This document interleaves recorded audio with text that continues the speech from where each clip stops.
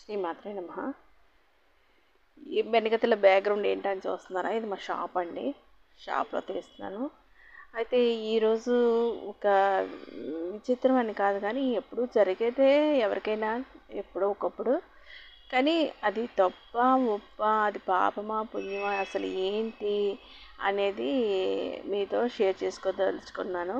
అయితే ఇవాళ morning washing machine మీద బట్టలు వేస్తున్నాను.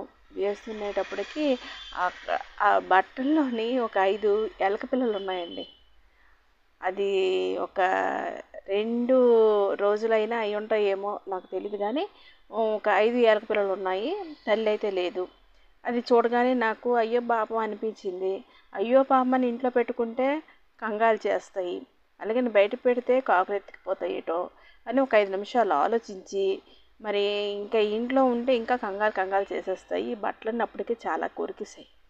మరి లాభం లేదని చెప్పి తీసుకొని వెళ్ళి మొక్కల్లో వేసాను. ఏమైతే అది అయ్యింది, తప్పో ఒప్పో అమ్మ ఇదే భారం అనేసాను. తీసుకెళ్ళి వేసేసాను. వేసిన తర్వాత చూడండి, నేను ఇంకా అన్ని పనులు చేసుకొని షాప్కి వెళ్తున్నానని చెప్పి లిఫ్ట్ దిగి ఇంక కిందకి ఇలాగే కూర్చున్నాను. ఇంక ఈయన వస్తారు తీసుకెళ్తారని చెప్పేసి వచ్చి కూర్చునేటప్పటికి అది అంతవరకు ముందైనా జరగచ్చు కదా, వెనకైనా జరగచ్చు కదా. అది యాదృచ్ఛికమో లేకపోతే నా తలంపు అలా జరిగిందో నాకు తెలీదు. అయితే నేను ఇలా దిగేటప్పటికీ అవి ఎలకలుని కాకులు తీసుకొని వెళ్ళిపోతున్నాయి. నా ముందే చీల్స్తున్నాయి. చాలా బాధ అనిపించింది. అయితే నేనేం చేయలేను. ఆల్రెడీ అవి నోటికి వచ్చేసాయి. మరి నేనేం చేయలేని పరిస్థితి. అలాగని చూస్తూ భరించలేక కాకులకి ఎప్పుడు కాకులకి అన్నం వేసాను. నేను కాకులను తరిమేశాను.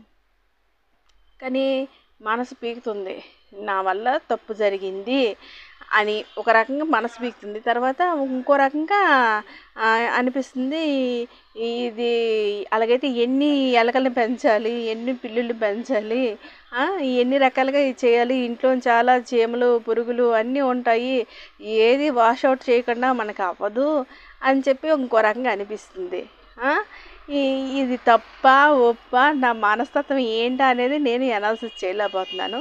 మీరైనా చెప్పండి, నా వల్ల పొరపాటు అయిందా, దీనికి నిష్కృతి ఏంటి, అలాగని ఇంట్లో పెట్టుకుంటే పరిస్థితి ఏంటి అది మీరు ఒకసారి ఆలోచించి చెప్పండి. అసలు ఏం చేస్తే బాగుంటుంది అని అందరికీ తెలుస్తూ ఉంటాయి కదా. ఇలాంటి పరిస్థితి చాలామందికి ఎదురవుతూనే ఉంటుంది.